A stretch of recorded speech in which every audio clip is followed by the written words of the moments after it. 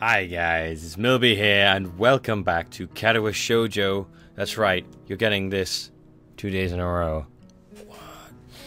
I didn't have anything else to put up. I kind of spent the whole day playing, trying to decipher puzzles on Fez before losing my mind. So I've kind of just spent all day on Fez, and now I realize I have nothing. So I'm doing this to fill in the space. This won't be a permanent thing. I have a new series starting that's would conflict with this one time-wise.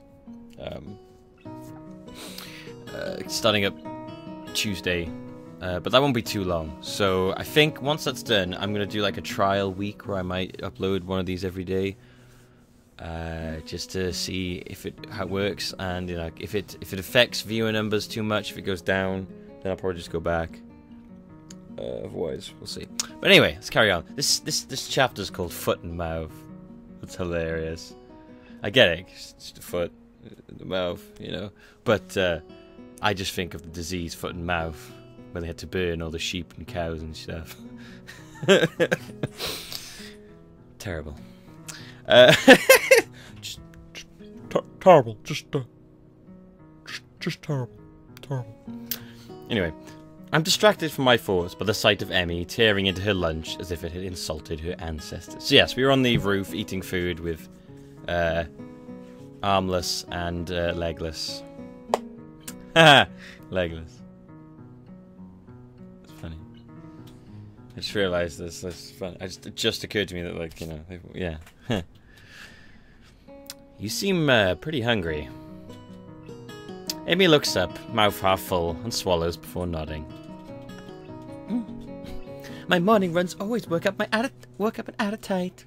Yeah. Which is great, because then I can burn through lunch pretty quickly.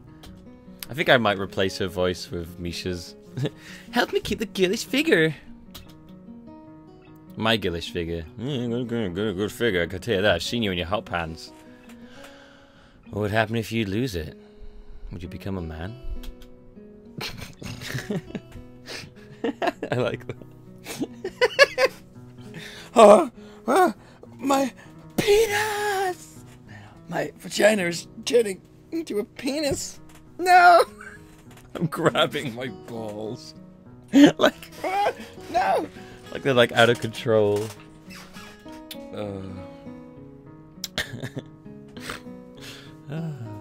I nearly choke on my lunch trying not to laugh. It's a figure of speech. Does your figure have to run in the mornings too?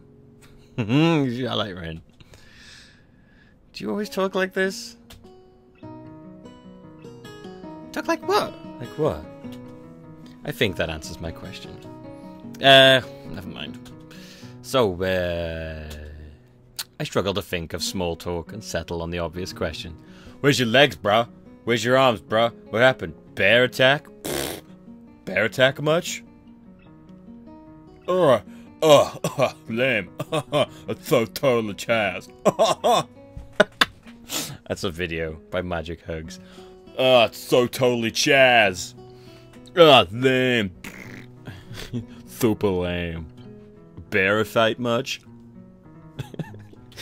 Imagine me with like douchey shades on. Barbed wire tattoo.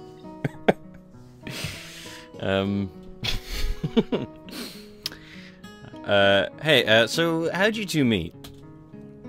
Rin seems content to let Emmy answer the question. Someone in the housing department thought that we'd complement each other well, so we were assigned rooms next to one another. Well, you're like, well, she's not missing arms. She's not missing... Like, that's good. Complement each other? Like, she was in a suit. Huh? Emmy giggles at my confusion. We're missing legs and arms. Put us together and we've got all our limbs, get it? Ah. So I started helping Rin get ready in the mornings. That was that. Wait, you two? I mean, you can't help someone get dressed every morning and not get along. I see. So you two get dressed in the morning, right?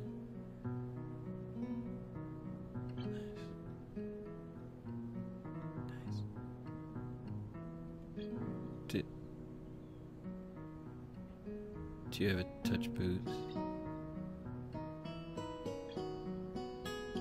Do you?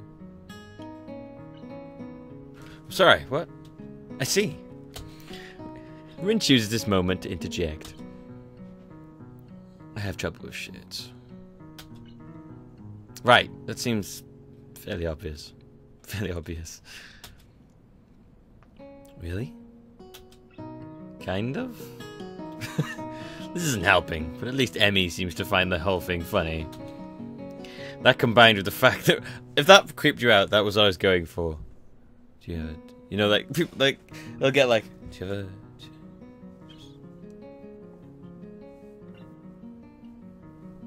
no, don't worry, never mind. That combined with the fact that Rin is genuinely curious makes me feel slightly better, and yet confused. I mean, you've got no arms, so putting on a shirt seems like one of those things that would be difficult. You know what? I'm just gonna stop talking now. You've got no arms. Oh, what the fuck? It'll save me a lot of trouble. Can you imagine that? What the what? Whoa! Oh my god! And you've got no legs. Rin nods in what I suspect is meant to be a sage manner. I see. The conversation dies as I turn my attention back to my lunch. That voice I do first. Some people are like, I like that voice.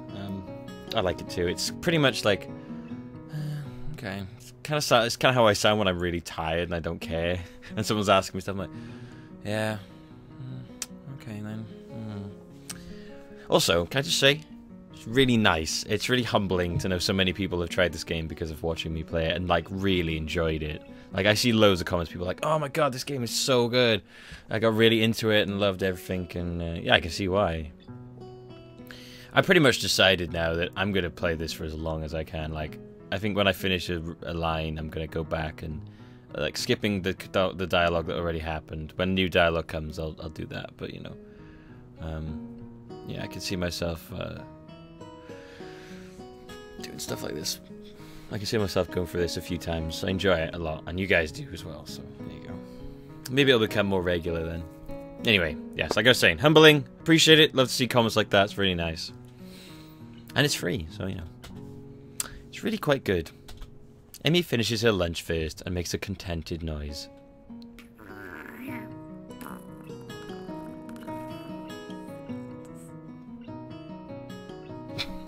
That's what I do.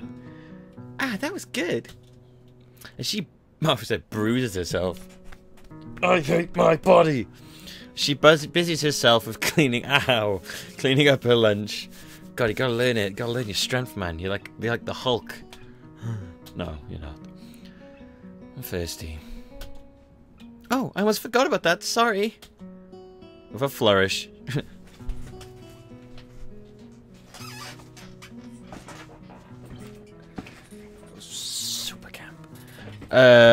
That's what I imagined she did. When they say with a flourish, I just imagine the most grandiose.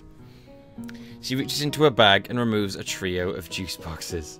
The trio of juice. She tosses me one that appears to be cranberry juice, and tosses one to Rin, who can't catch. Smacks in the face. That appears to be some kind of strawberry milk, complete with pink colour scheme, and keeps a equally pink box of some kind of fruit punch for herself. Rin dexterously stabs her straw through the top of her box and begins to drink. I'm once again impressed by how flexible she is. Very impressed.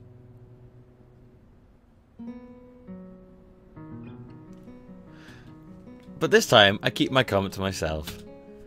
Somehow, I don't think either Emmy or Rin are the sorts of people to think twice about the way they work around their particular disabilities. Rin especially so. Indeed, she gives off the impression of being entirely unaware that she's missing any limbs at all. What the fuck? Whether or not that's a conscious decision is another matter. She's in denial. I'm honestly not sure. So Hisao, do you like it up here? Oh, you're talking about the roof? Yeah, yeah. Yeah, it's nice. It's quite nice, actually. I like high places for the view. Wait, what? Thanks for inviting me up here. And for the lunch, too. It's a nice view up here. The roof's nice as well. Emmy grins a 1,000-watt grin. Pleased by my response, I suppose. That would be a weird... Someone smiles. Like, just blinded. No problem. Feel free to eat with us next time too, okay? I won't make you lunch, but you can bring your own up here. Oh, forget that then. I only come when women make me food. I'm joking. I'm joking, okay? I'm joking. That was a terrible joke. I'm sorry. No lunch service. I don't know. That's exactly what I would say. Like, you know, like sarcastically. Like, I don't know. No lunch service. Oh. Emmy looks mock offended. Trying to take advantage of my good nature? The nerve. She giggles. Yeah, that's good. That's good. Ah, there's a face right there. There's a face. well, if that's your answer, I guess Rin and I will just keep eating lunch all alone. I'm suddenly assaulted by the most heart-rendering puppy dog eyes I've seen as I say, Whoa. Whoa. Kidding. I was kidding. I'd love to eat lunch up here again. I'd love to eat up here. And lunch too. Whoa. That's rude. I'm sorry. Good location. And the company's okay too. Emmy frowns a bit at my declaration of okay, but seems happy enough that I've accepted her invitation. I guess this makes us friends now. Should I give you some money? Or at least acquaintances. The lunch bell rings, signaling a return downstairs. Rin, you didn't finish your lunch again. I wasn't that hungry. If you don't eat more, you're gonna fade away. You become like the shadow people. Rin shrugs, as if this is an acceptable risk. Come on, we better get going. The three of us head down the stairs together. The afternoon class I'm genuinely, although I know I've already sort of missed my chance of Emmy. I'm feeling pulled there. Once again, I find myself without a plan for something to do after school. So I head to the library to return a couple of books I finished reading. Walking inside, I see there are about as many students here as there were on Tuesday. All the more evident from the almost total silence enveloping the room. As I drop the books I'd borrowed into the return slot in the counter, Yuko suddenly pops up from behind it. Quite startled from the banging they make as they hit the trolley next to her. Oh, sorry, Yuko. I didn't mean to startle you. No, it's fine. It happens a lot. I'm used to it by now. Can I help you? It's okay. I think I know where everything is. Thanks anyway. Don't rip your guts out. A person! I suppose I'll grab another book or two while I'm here. There's not much else to do, and after reading so much during my stay in the hospital, it's become a hard habit to break. I wander down to the fiction section, towards the back of the library, scanning the bookshelves for anything that catches my eye.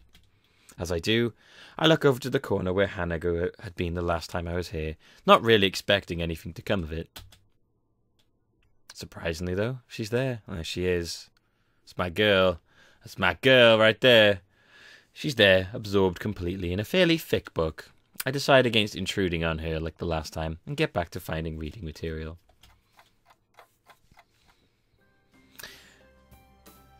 I'll just be like, I'll be like, hey, what's going on? Reading a book? Square. Solely chairs. Square. Peace.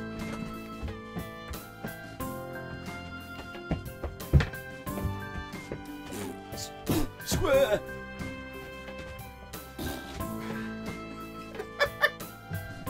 I don't know why I enjoyed doing that so much. Just run up and like smack a book on it. Someone's like,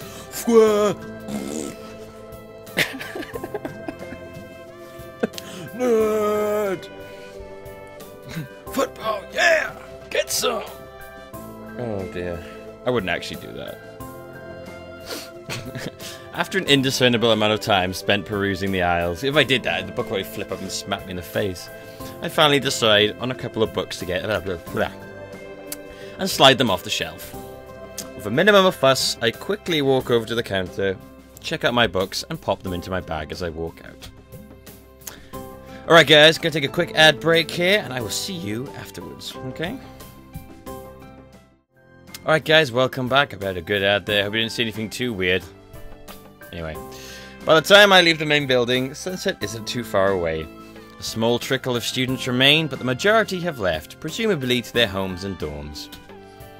I guess I need to buy some supplies. I can't live off cafeteria food and eat out. What? And eating out for my. Sorry, that's a dirty mind. That is. I can't afford on cafeteria food and eating out for my entire stay. It doesn't particularly. I'm. Hisao.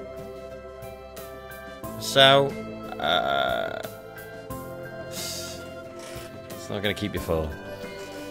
As I leave for the gate, I realize it's locked. A guard's like, no. As I leave for the gate, I make a few loud stretches to try and stave off the tiredness that's accumulated over the week. Ooh, that's a nice, like a frame. After passing through and rounding it, After passing through and rounding the corner, though, I see a solitary figure walking downhill towards the small town below. The corner of her hair and tapping of her cane are unmistakable. I quickly walk up to her, which seems to catch her attention without a word needing to be said. Hi, Lily. She takes a moment to place the voice. It's me, Hisao. Slightly adjusting her head to face a bit more towards the source of my voice as she does. Hisao? Yep, that's me. She seemed to have a good memory for voices. The fact that she actually remembered is a pleasant surprise. Good evening. What brings you here? Once again, she gives a small, polite bow, and once again, I reply in kind before realizing that I needn't do so. Oh. Oh, yeah. You just go like, it's good to see you. How's it going? What's with the fingers today? It's nice to meet you. It's nice to meet you. It's like shadow box. How's it going? Don't do that. Accidentally punch her in the face. Just going into town. You? Oh my, what a coincidence. Doing the same thing, eh? I usually go shopping on Fridays. She pauses for a moment, suddenly looking a little lost. That said, Hanako usually comes into town with me. Ah, not lost, but worried. The two do... Oh, what was that? Not lost, but worried. The two do seem to keep pretty close tabs on one another. It's kind of surprising that Hanako would just forget Lily like that. I noticed her reading in the library. She probably just caught up in a book. She let out a small sigh of relief. Thank you. She has a habit of doing that. Avid reader? No, just avid social avoider. Apparently agoraphobia was right, or someone said xenophobia, or just a social anxiety sort of disorder. Sad. Social anxiety disorder. Sad. What? Sad, that's great, that's genius. Right, she doesn't like being around... Right, she doesn't like being around crowds of people, so reading away from everyone lets her relax a bit. Although she probably didn't intend it, I can't help but grimace as I recall my first meeting with her. Hey, how's it going? What's going on? Nice book. Oh my god, you look nice. What's going on there? Is that a scar? Let me feel it. Oh man, that feels gross. See you later, bye. Square.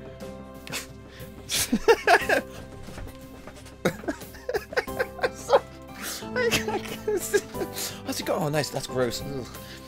Hardly wanting to bring it up, I remain silent as we quietly continue to walk down the quiet road. Tack, tack, tack. What is it? Am I sick? Tack, tack, tack, tack, tack. Can you stop making that noise? With the road bereft of cars and the students of Yamaku increasingly far behind us, the quiet rustling of leaves and the measured... oh, is that the thing? The measured tapping of Lily's cane against the sidewalk are all that can be heard. It's like an audio cane. Tack, tack, tack, tack, tack. It's kind of nice, especially compared to the hustle and bustle of where I used to live. Before I know it, I've relaxed so much that I poop myself. No, that I let out a yell. Oh, God.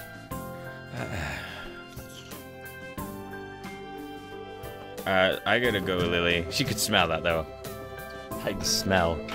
Before I know it, I've relaxed so much that I allowed yawn escape before I could control it. Tired? Yeah, you're really boring. No, yeah, been running ragged these past... oh, yeah, I've been running ragged these past 2 days, man.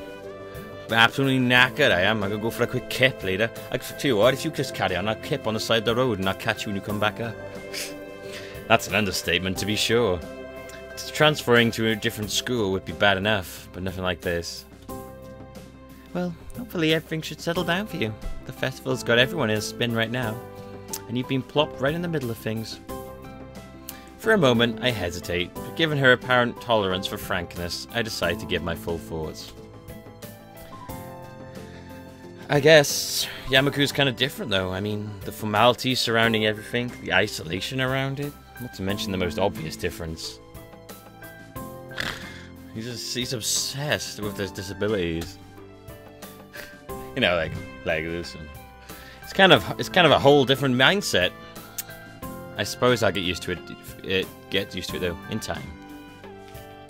She gives a matter-of-fact nod, apparently pleased with my answer. Feels almost as if she's included me in the flock of students she's shepherding, along with Class 3-2 and Hanako. Well, not that I mind. It's nice to get the thoughts off my chest in any case. Looking on the bright side, one could see it as a chance for a new beginning. You should cherish the ability to make new friends. That's optimistic. That's optimistic. And wrong, no. Nonetheless, it's good to have a positive attitude about such things, I suppose. I guess that's a good take on it. Walking on down the road, she seems to become somewhat unsettled. Before I can ask what's on her mind, she seems to collect herself and speaks up about something else. So where in town were you going? That's actually a pretty good question. I'd come to buy food, but the layout of the place is still totally foreign to me. What is that? Is that a no entry sign or fuck? I can't remember. I'd intended to just wander around and see what I could find, but with the sunset already approaching and nightfall not too far away, that doesn't seem very wise.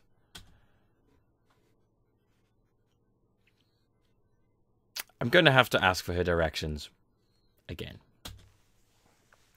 I was just going to get some food, but now that you mention it, I don't really know the way. Well, no, that is quite lucky. I was just about to go to the convenience store myself. Looks like I'll be in your care again then. Thanks. Together we walk to the store. My pace is carefully slow to remain beside her. Compared to my usual walking pace, hers is quite a bit slower. Well, yeah, she's blind, dude. God, fear hell, dummy. Not that it's without reason. After what couldn't be more than several minutes, I catch sight of our objective. This town is really is pretty small.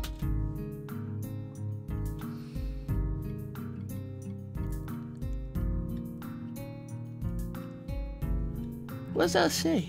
Oh, sorry. It's like really early, but I as in I haven't slept and it's really early in the morning now. Sun kiss? There's only one S. Sun kiss. I see beer in the corner. That's where I'm going. Without further ado, we make our way inside with a greeting of the counter. What are these foods here? There's a lot of... I don't know what that is. Some... oh yeah, I can see some Stella. I'm pretty sure that's Stella in the fridge. Looks like Carlsberg. That looks like Guinness.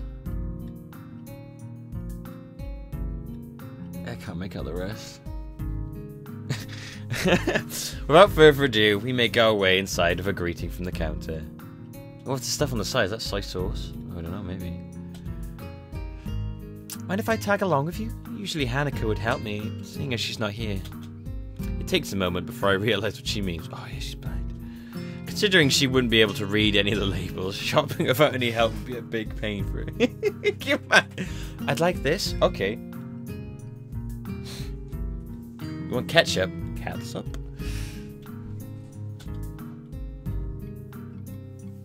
That said, I can't shake the feeling that she'd had this idea since I was coming here. Sure, it'd be my pleasure. I grabbed two well-used red baskets from the small stack. Oh, sorry.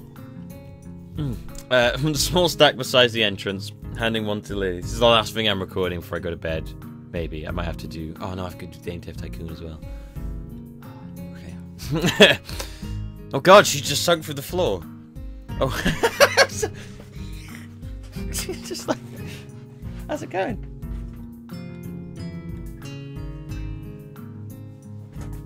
She's got robo legs. She's got like extendable legs. She lays it on the ground, putting her school bag in, retracting her cane and sliding it through the basket's handles before picking it back up in her right hand. Wait, if she doesn't use her cane... Oh. Before I can complete the thought, she comes beside me and pinches the cuff of my uniform in her slender fingers. Is this alright? Yeah. Sure. I have no reason not to accept. I can get away from me! Just push her. Ah! A flood of alcohol comes pouring out of the fridge as I throw Lily into the glass. Oh God. I can think of worse things than shopping with a pretty girl holding on to me, even if it is out of necessity. Just say that. It's like, eh, pretty girl, man. Oh, okay. We navigate our way through the store, with not one of the occasional passing customers seeming to bat an eyelid. She's only blind. She's not like, you know, I don't know, two heads. Considering how close Yamaku is, I guess seeing students from there must have been entirely normal for the group. Honestly, okay, oh my God, I'm really sorry. I'm so sorry about that. She's only blind. Like, that was, oh my God, look at the person who's blind. Shit, fuck, oh my God. As we reach each aisle, I quickly check with Lily and find out what she needs. I grab it along with what I'm looking for and put our items into their respective baskets. I guess it's the same routine she and Hanako follow every Friday. Right, all that's left is the bread, and that should be my shopping done. Do you need anything else, Lily? No, this should be everything. Oh, I was kind of hoping she'd say tampons, and he's like, okay. Which ones? Oh, these ones. These are great ones. There you go. Off we go then. With a quick side trip to the bakery section, we make our way to the registers. The line, thankfully, is almost non-existent. It's just, welcome to Shopping Sim. It's not long before we've both paid for our food and we are out of the door. As Lily retrieves her cane and extends it to full length, I waste a minute looking upwards at the night sky while holding both our bags. For a moment, I try to make clouds with my breath, but the summer's heat doesn't seem to cooperate. Eventually, she rights herself, taking a quick stretch before taking her bag and leaving me to my two. You tired as well? The festival preparations have been complete chaos. Shizune breathing down my neck doesn't exactly help things either. Yeah, she's only trying to get everything organised. Better now than later, right? I suppose. I'm going to enjoy relaxing in town tomorrow, that's for certain. I guess the festival preparations must be taking their toll on both of them. It got dark fast. We walk into the quiet street, talking between ourselves as we carry our bags of food. The people in the back running it. Talking between ourselves as we carry our bags of food and supplies from the store. Wait, what's that? I noticed a very distinctive figure making its way towards us, silhouetted by the street lamps. It's the creepy guy! For a second, I think it's another male student from my class, But as he, or should I say she, gets closer, I recognize the... I'm sorry, you look like you have a very manly stature from over there. Rin, what are you doing out here so late? Rin? Lily perks her head, looking like she's trying to focus on listening more keenly. It suddenly comes to me that I should probably interpret the scene for her. It's Rin, Tezuka, I think that was her last name, from our school. She stiffens at the name and gives a complicated-looking expression, something like a forced fusion of a composed smile and a painful cringe.